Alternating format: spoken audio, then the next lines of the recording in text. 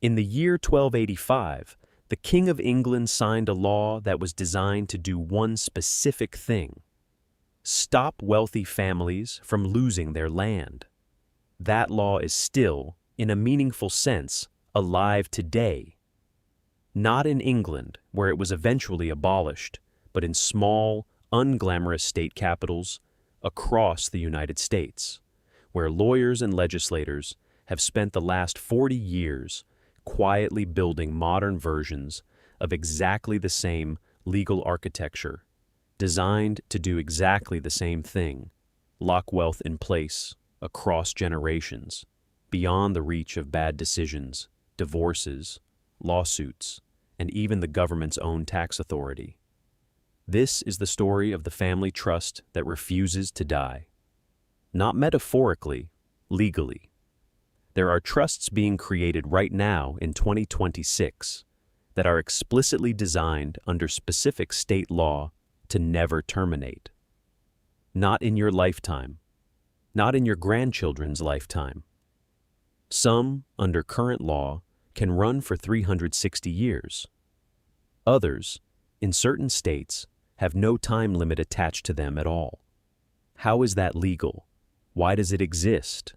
And what are the specific rules that separate a trust that survives 3 centuries from one that collapses after a single generation?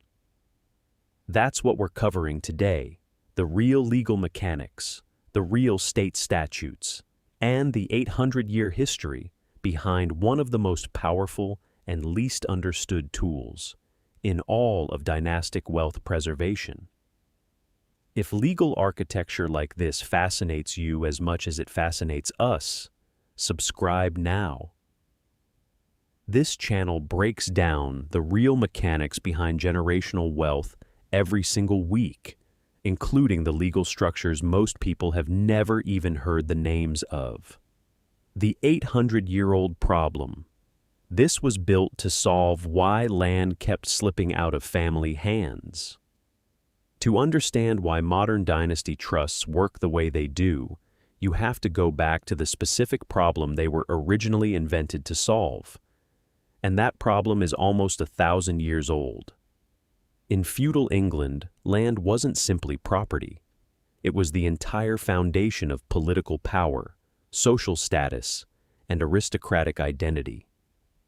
A family's standing in the world was quite literally measured by how much land it controlled, which meant losing land through a reckless heir gambling it away, through a daughter marrying it into another family's control, through a single bad generation undoing centuries of careful accumulation. Wasn't just a financial setback. It was a genuine existential threat to a family's entire position in society. The solution medieval lawyers developed was a legal device called the fee-tail, more commonly known as an entail.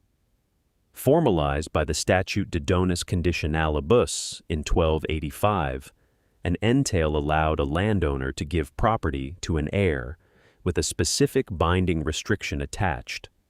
That heir could enjoy the income from the land for their lifetime, but they could not sell it, gamble it away, or leave it to anyone outside a specifically defined line of descendants.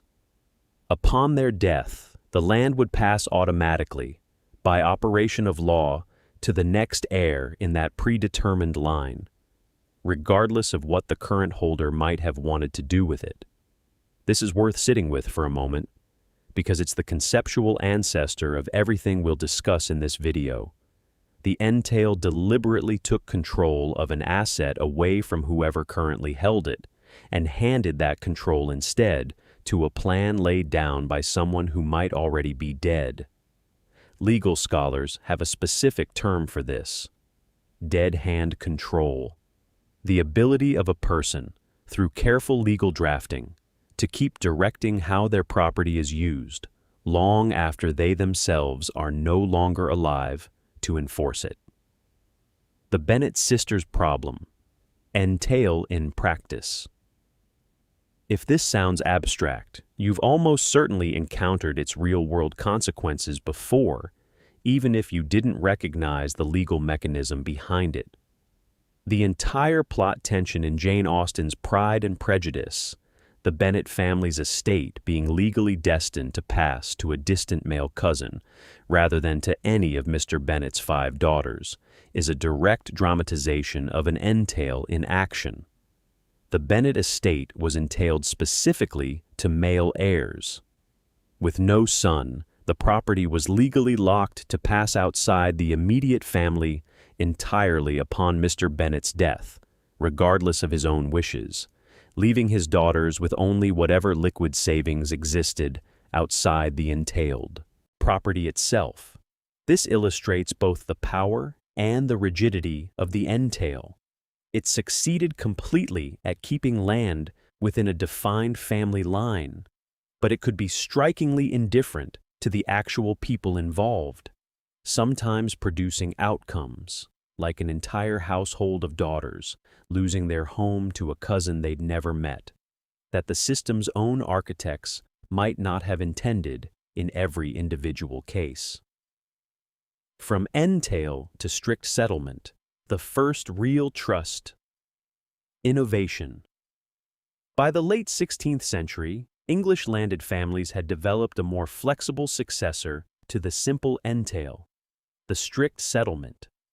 This combined a life estate for the current holder with contingent legal interests for heirs not yet born, typically renegotiated and refreshed at each generational transition, usually at the marriage of the next heir, allowing families to build in provisions for widows and younger children while still keeping the core estate intact and restricted to the principal family line. This is, in a very real sense, the first true ancestor of the modern trust, as we understand it today. A legal structure distinct from simple outright ownership, specifically designed to hold an asset across multiple generations, according to rules laid down in advance, with the current beneficiary enjoying the use of the asset without holding the unrestricted power to destroy or disperse it.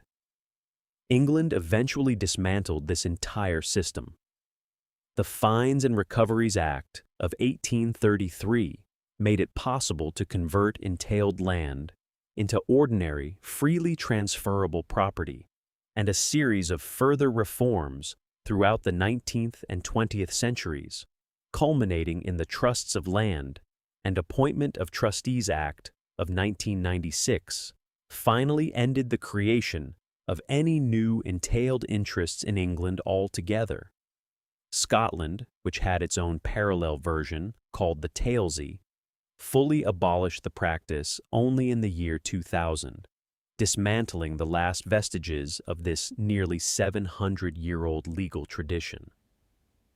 But here's the twist this entire video is built around.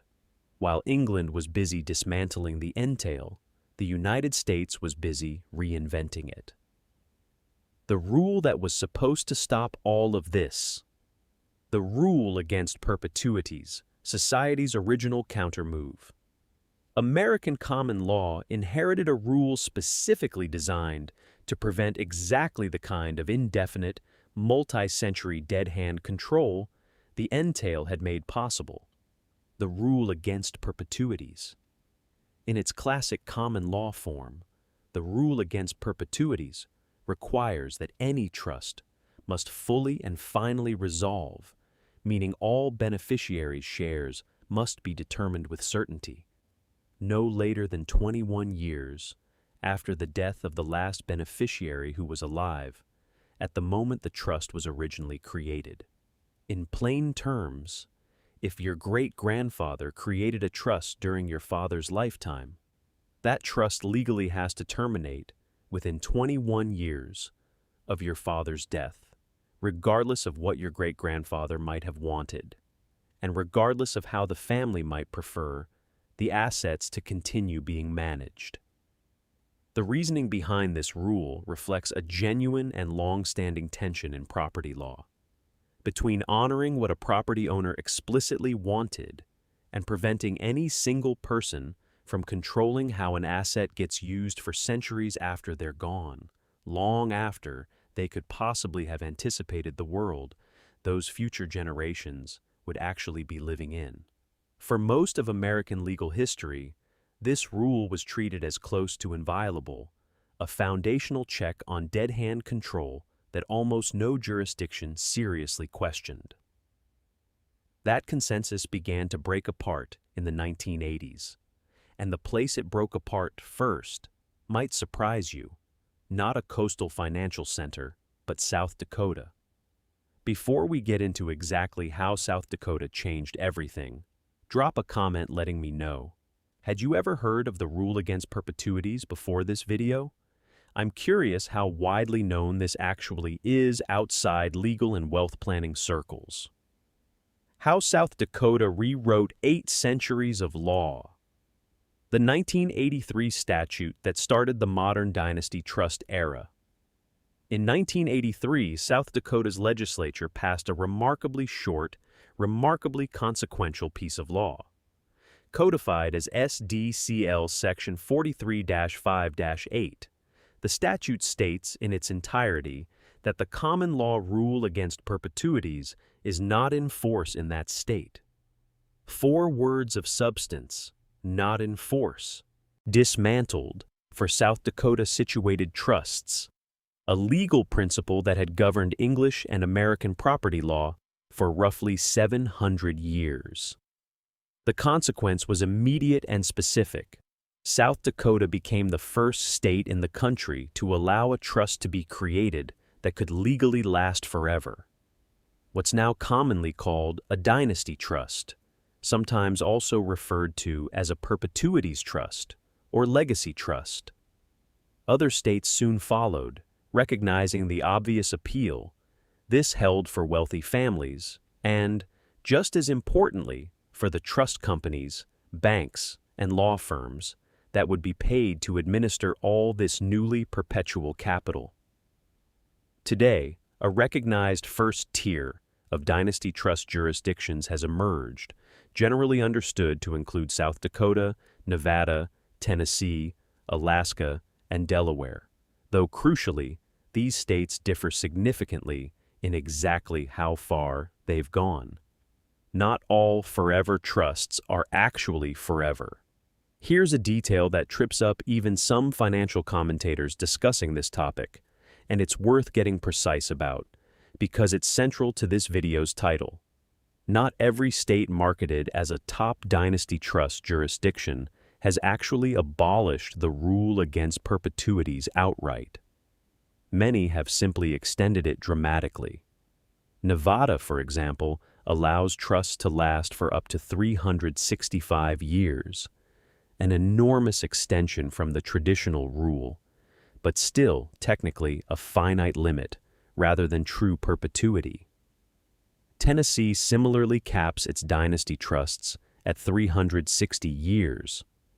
Florida's rule against perpetuities, in a particularly striking case, permits a trust to last up to 1,000 years.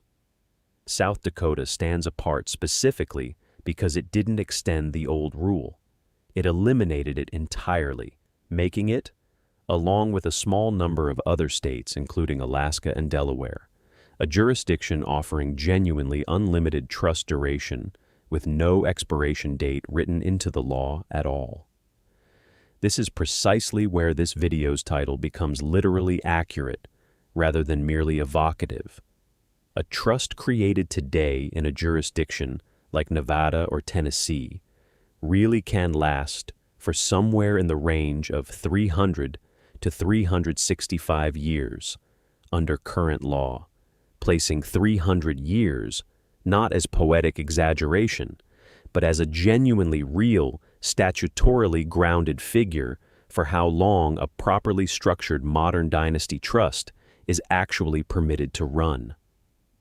Why legal scholars still debate whether some of these statutes even hold up. It's worth including an honest caveat here, because sophisticated estate planning literature raises it directly. A meaningful legal debate exists over whether some states' statutory repeals of the rule against perpetuities are even constitutionally sound. Several states, Nevada, Wyoming, and Tennessee among them, have state constitutions containing language that arguably prohibits perpetual trusts outright, creating a direct tension between what their legislature has since passed by statute and what their state's own founding constitutional document actually allows. Legal analysis has specifically flagged this contradiction as placing the long-term effectiveness of these states' perpetuity repeals in serious doubt. By contrast, South Dakota, Delaware, and New Hampshire are identified as the states where the statutory repeal of the rule and the underlying state constitution are properly aligned, meaning trusts created in these particular jurisdictions rest on considerably more solid legal ground than those created in states whose own constitutions may quietly contradict their own trust statutes. This is a genuinely important nuance for understanding why sophisticated wealth planning so heavily concentrates around a small handful of specific states, rather than simply choosing whichever jurisdiction advertises the most impressive-sounding numbers. The other rules that make a trust actually survive 300 years. Duration alone isn't enough. The 3 pillars of an elite trust jurisdiction. Here's a critical point that distinguishes a genuinely sophisticated, multi-century dynasty trust from one that merely has a long theoretical duration written into its founding document. Legal duration is necessary, but it's nowhere near sufficient.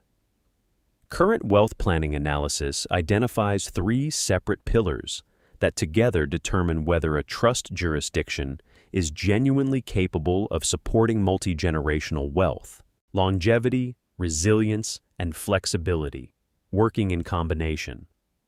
Longevity is what we've discussed so far. The dynasty trust laws determining whether a trust can run for centuries or forever, free from the old rule against perpetuities. Resilience, the second pillar, refers to asset protection, specific statutes that shield trust assets from creditors, lawsuits, and other unforeseen future liabilities, ensuring funds remain available for the family's intended beneficiaries rather than being seized by an ex-spouse's divorce attorney or a plaintiff's lawyer decades after the trust was created. Nevada is particularly renowned in this category for an unusually short statute of limitations protecting trust assets from creditors. Generally just 2 years from the date assets are transferred into the trust, after which a creditor's window to challenge that transfer closes permanently.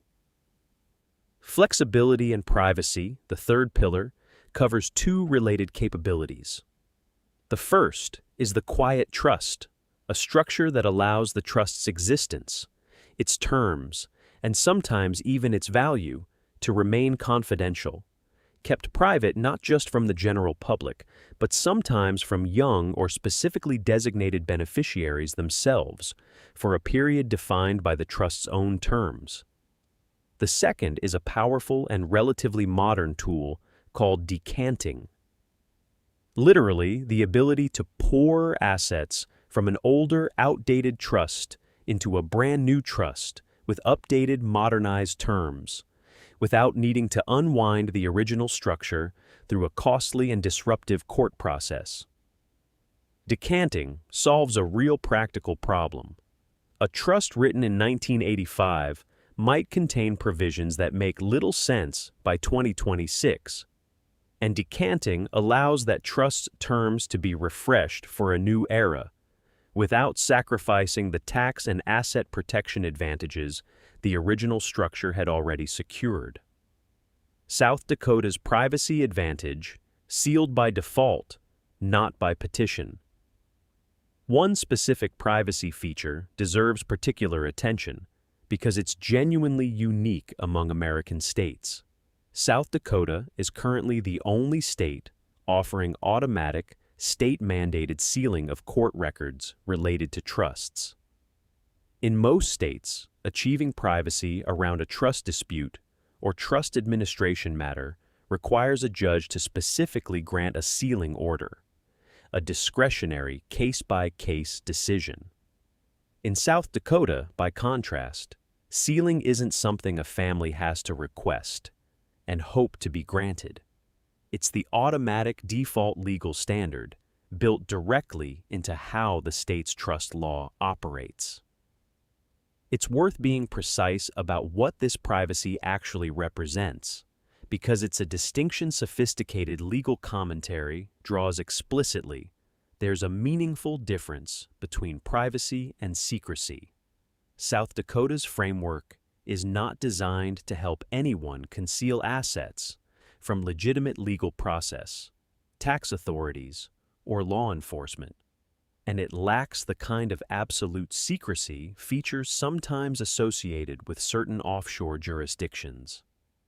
What it provides instead is confidentiality from public disclosure and casual public scrutiny, keeping a family's financial affairs out of searchable public court records, while the trust itself remains fully subject to applicable federal tax law and legitimate legal obligations. Directed trusts, separating who invests. From who decides a further modern innovation, heavily associated with the leading dynasty trust states, is the directed trust, a structure that splits the traditionally unified role of trustee into multiple separate specialized functions.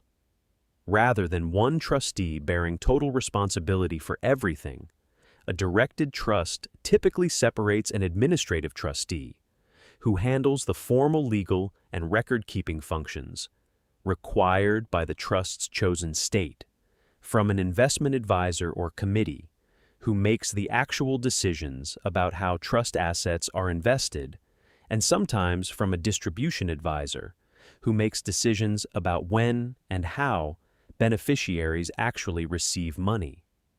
This matters enormously in practice because it allows a wealthy family to take full advantage of a state like South Dakota's favorable trust law for tax purposes, asset protection, and the unlimited duration discussed above, while still keeping their own existing trusted financial advisors and investment managers actively making the family's actual investment decisions, rather than being forced to hand that responsibility over to an unfamiliar trust company simply because of which state's law the trust happens to be organized under. This is genuinely some of the most detailed legal architecture we've covered on this channel. If you know someone who'd find this fascinating, send it their way. And let me know in the comments, which of these three pillars, duration, asset protection, or privacy, do you think matters most to a family actually using one of these structures? Why modern dynasty trusts don't repeat the entail's biggest mistake. Solving the rigidity problem that doomed the original entail. Recall the Bennett sisters from earlier in this video. The real human cost of a legal structure so rigid it couldn't adapt to a family's actual circumstances, even when that rigidity produced an outcome nobody had originally intended. This is, in fact, precisely the core weakness that eventually destroyed the entail as a legal institution, and it's exactly the problem modern dynasty trust law has been deliberately engineered to avoid repeating. Unlike a fee tail, which could generally only hold real property and which rigidly dictated exactly who would inherit regardless of circumstance, a modern dynasty trust can hold virtually any type of asset: securities, business interests, real estate, art, intellectual property, and critically, it can be drafted with built-in flexibility and protective provisions that respond intelligently to a beneficiary's actual life circumstances, rather than blindly enforcing a single rigid line of succession no matter what. The clearest example of this is the spendthrift provision, now standard in sophisticated dynasty trust drafting. A spendthrift clause prevents a beneficiary from pledging, selling, or borrowing against their future interest in the trust, and equally importantly, it prevents the beneficiary's own creditors from reaching into the trust to satisfy that beneficiary's personal debts. This achieves something genuinely similar to what entailment accomplished for medieval landowners, protecting an asset from both an irresponsible or unlucky heir and from external creditors, but without the entail's fatal rigidity, since spendthrift protections operate within a trust structure that can also include divorce protection clauses, incentive provisions tied to education or career milestones, and discretionary distribution standards that allow a trustee to respond sensibly to genuine emergencies, none of which the rigid medieval entail could ever have accommodated. The tax engine underneath all of this. It would be incomplete to discuss why families actually use these structures without addressing the specific tax mechanics that make them so valuable, beyond the multi-century duration itself. Dynasty trusts are specifically designed to take maximum advantage of two related federal exemptions: the gift tax exemption and the generation-skipping transfer tax exemption, both currently set, as of the most recent figures, at just under $14 million per individual, or roughly $28 million for a married couple. The generation-skipping transfer tax exists specifically to prevent families from avoiding estate tax simply by skipping a generation, leaving assets directly to grandchildren instead of children, for instance, to avoid having the wealth taxed at each individual generational transfer. A properly structured dynasty trust, funded using a family's generation-skipping tax exemption, allows assets to grow and compound for multiple generations, potentially centuries, in the jurisdictions discussed in this video, entirely outside the reach of federal transfer taxes, even as those assets pass from one generation of beneficiaries to the next, and the next, and the next after that. Layer the additional benefit of a state like South Dakota, which imposes no state income tax, capital gains tax, estate tax, or inheritance tax whatsoever, and the combined effect becomes genuinely powerful. Assets inside a properly structured dynasty trust can compound across multiple generations, almost entirely free of the layered taxation that would otherwise erode an ordinary family's wealth at every single generational transfer. Why this entire system remains so little known? It's worth closing with the same honest question this channel has asked about other dynastic structures. Why does something this consequential, this well-documented in actual published state statutes, remain so far outside ordinary public awareness? Part of the answer is genuinely structural rather than secretive. These statutes are published, public law. Anyone can read SDCL section 43-5-8 in its entirety in about 10 seconds. But statutory law, by its nature, isn't written to be discovered casually. It's written to be found by the specific professionals, estate planning attorneys, trust company officers, who are paid to already know exactly where to look. A family without tens of millions of dollars in assets has little practical reason to ever encounter this body of law at all, which means it simply never enters most people's field of view, not through concealment, but through sheer practical irrelevance to their own circumstances. Part of the answer is also genuinely competitive, in a way that's somewhat unusual for state law. South Dakota, Nevada, Delaware, and the handful of other leading dynasty trust jurisdictions are, quite explicitly, competing with each other for trust business, the same way states might compete for corporate headquarters or manufacturing investment.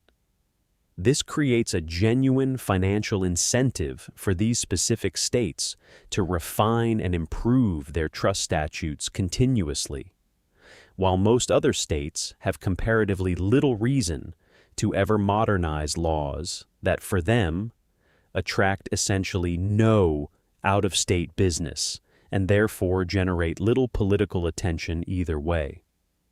The result is a genuinely fascinating and almost entirely legal piece of dynastic architecture, 800 years in the making, dating back to a 1285 statute most people have never heard of, now operating through state laws most people will also never encounter, quietly allowing families today to do something English law spent 2 centuries dismantling: lock wealth in place for one of their descendants not yet born, for as long as 300 years, or in a handful of jurisdictions, forever.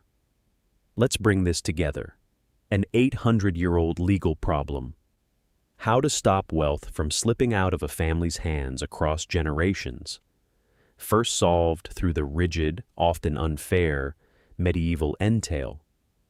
A countervailing legal principle, the Rule Against Perpetuities, developed specifically to stop that kind of indefinite dead-hand control from running forever. And then, starting in South Dakota in 1983, a quiet, state-by-state dismantling of that very rule, producing the modern Dynasty trust, flexible where the entail was rigid, tax-advantaged in ways medieval law never anticipated, and in certain states genuinely unlimited in duration. None of this requires any conspiracy to explain. It's published statute, built by specific identifiable state legislatures, used by families wealthy enough to need it and informed enough to find it. The secret, if there is one, is simply that almost nobody outside a small community of trust attorneys and ultra-wealthy families ever has reason to go looking for SDCL Section 43-5-8, 4 words of statute that quietly reversed 7 centuries of legal history. That's the real story behind the trust that's built to outlive everyone who created it. If this gave you a genuinely deeper understanding of how dynastic wealth actually gets locked in place for generations, subscribe now. We break down the real legal and financial mechanics behind generational wealth every single week, going far beyond the surface-level explanations most finance content settles for. And if you want to see how structures like these connect to the broader architecture of dynastic wealth, go watch our video on why old money families build private family offices instead of using retail banking. It's the perfect companion piece to everything covered today. Let me know in the comments which state's trust laws surprised you most. I read every one. I'll see you in the next video.